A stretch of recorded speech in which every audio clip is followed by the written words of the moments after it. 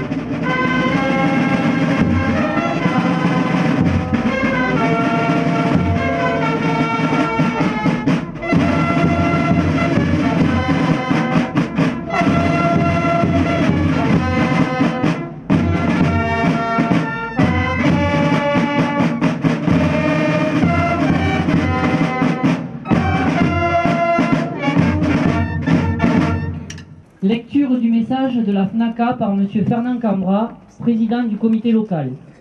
Message pour le 19 mars 2013. 19 mars 1962, le cessez-le-feu est proclamé en Algérie. Il met fin officiellement à 10 années de guerre en Afrique du Nord. Cessez-le-feu, quelques mots simples, mais quelle parole de vie d'espoir quand, durant toutes ces années, chaque jour, 10 hommes, 10 des nôtres sont morts pour la France au cours d'indicibles meurtris combats. La guerre d'Algérie, tant de drames, tant de morts, tant de vies, brisées à jamais, tant de familles dans la douleur. Militaires appelés, rappelés, harkis, 30 000 compagnons d'armes disparus. Dans notre village, nous déplorons et rendons hommage à notre ami Léon Sestournet, mort au combat à la guerre d'Algérie. Enfant des jours sombres de la Seconde Guerre mondiale, vous, pour la plupart, 20 ans qu'en arraché dans votre village, votre cité, votre métier, à l'affection de vos proches, vous êtes jetés dans cette guerre, mais aussi hideuse que toute autre guerre. Dans des conditions difficiles, avec un civisme et courage exemplaire, vous accomplissez votre devoir de citoyen jusqu'au sacrifice suprême. Dès 1963, nous avons prêté et tenu serment. Honorez votre mémoire chaque année au jour anniversaire du cessez-le-feu. Devoir de fidélité des survivants aux disparus. Désormais, le 19 mars des Journées nationales du souvenir et du recueillement à la mémoire victimes civiles et militaires de la guerre d'Algérie, des combats Tunisie et Maroc. Reconnaissance d'un jour combat mené par la Blaka. Histoire de France et réhabilité. Hommage solennel à tous ceux dont le destin s'est effacé devant celui de la nation. Nous inclinons nos drapeaux, dont les plis sont ceux du sacrifice du sang versé par les couleurs de la France. Notre drapeau tricolore, symbole de notre unité nationale, tout comme hymne la Marseillaise, qui résonne dans les airs. Souvenir, dignité, respect, fidélité, réflexion sont les valeurs données à nos cérémonies avec une volonté d'apaisement et de rassemblement. Voici plus d'un demi-siècle, s'achevait la guerre d'Algérie. Celles et ceux ayant survécu à cette tragédie savent combien sont précieuses ces 50 années de paix. Gardiens et porteurs de la mémoire, nous savons que commémorer, c'est arracher à l'ignorance, permettre une écriture correcte de l'histoire, dans la recherche de la vérité, sans laquelle rien ne peut se construire, préserver l'avenir, entrepris par notre fédération et sa création, notre travail de mémoire est un élément essentiel du projet républicain. Si le passé est écrit, l'avenir se construit. Pour les jeunes de plus en plus associés à nos cérémonies, ils se préparent sans polémique. Aidons-les avec sérénité, dans le respect de toutes les mémoires, avec esprit de tolérance. Regardons notre histoire avec lucidité. Puisons dans les leçons du passé, favorisons la réconciliation afin de tisser jour après jour des liens d'amitié avec le peuple algérien, du Maroc, de la Tunisie. Construisons un monde solidaire et de paix. Le Comité national de la Blaka, je vous remercie. Message de Kader Arif, ministre délégué auprès du ministre de la Défense en charge des anciens combattants. Le 6 décembre 2012 fut adoptée la loi relative à la reconnaissance du 19 mars comme journée nationale du souvenir et de recueillement à la mémoire des victimes civiles et militaires de la guerre d'Algérie et des combats en Tunisie et au Maroc. C'est le 19 mars que fut adopté le cessez-le-feu de l'un des conflits les plus douloureux de l'histoire de notre pays. Ce jour-là, certains se dirent « c'est fini », d'autres connurent le désarroi. Des jeunes Français évitèrent la mobilisation, d'autres commencèrent à entrevoir un retour dans leur famille. Mais ce jour de soulagement pour beaucoup, de tristesse pour d'autres, ne signa pas la fin des drames et des horreurs. La France n'oublie pas les hommes, femmes, enfants dont le destin fut bouleversé après cette date. Aujourd'hui, la France rend hommage à toutes les victimes, à ces jeunes engagés ou appelés, projetés brutalement dans la guerre. Beaucoup y perdirent la vie. Les autres en revinrent marqués dans leur chair et plus encore dans leur esprit. La France rend également hommage aux victimes civiles. Nous disons la tristesse de la nation qui en ce jour pleure ses morts. L'État est et restera aux côtés des victimes et de leurs familles. Plus de 50 ans après la fin de cette guerre, c'est désormais une mémoire apaisée qui doit être recherchée. Respect, solidarité, rassemblement, telle est la perspective dans laquelle doivent se placer les acteurs et témoins de cette période et l'ensemble des Français avec eux. La cérémonie qui nous réunit aujourd'hui s'inscrit dans cette perspective. Elle permet d'avancer dans le travail de mémoire. Elle encourage la transmission à l'égard des jeunes qui seront demain les porteurs de notre mémoire réconciliée entre Français d'abord, entre Français et Algériens également. Pour que l'avenir soit celui de la réconciliation et de la paix, rendons hommage aux victimes, nous ne les oublions pas. Kader Arif, ministre délégué en charge des anciens combattants. Les sénateurs, par leur vote, ils ont fait du 19 mars la journée nationale du souvenir et du recueillement à la mémoire des victimes civiles et militaires de la guerre d'Algérie et des combats en Tunisie et au Maroc. Désormais, cette cérémonie verra les représentants de l'État s'associer officiellement à la minute de silence que nous observons devant le monument aux morts.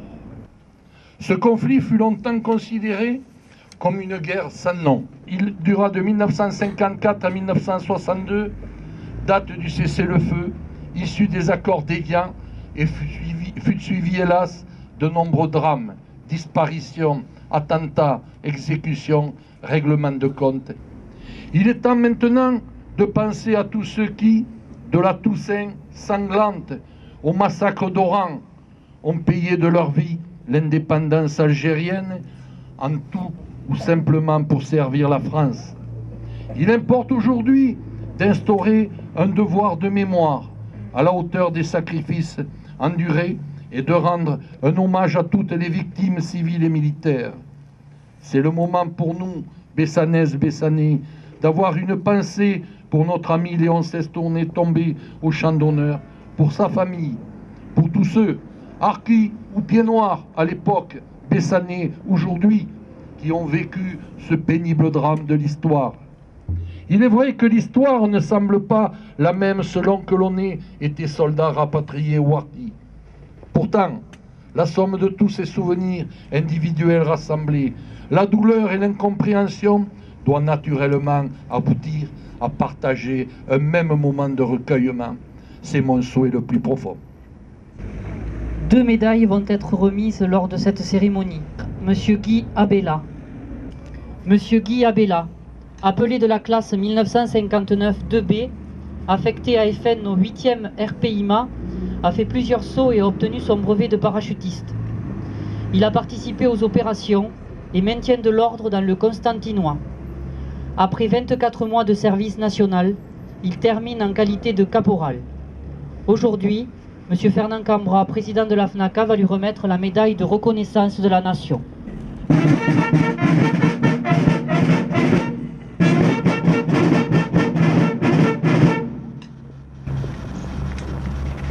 Guy Abella, au nom de l'ancien combattant, je remets la médaille nationale de...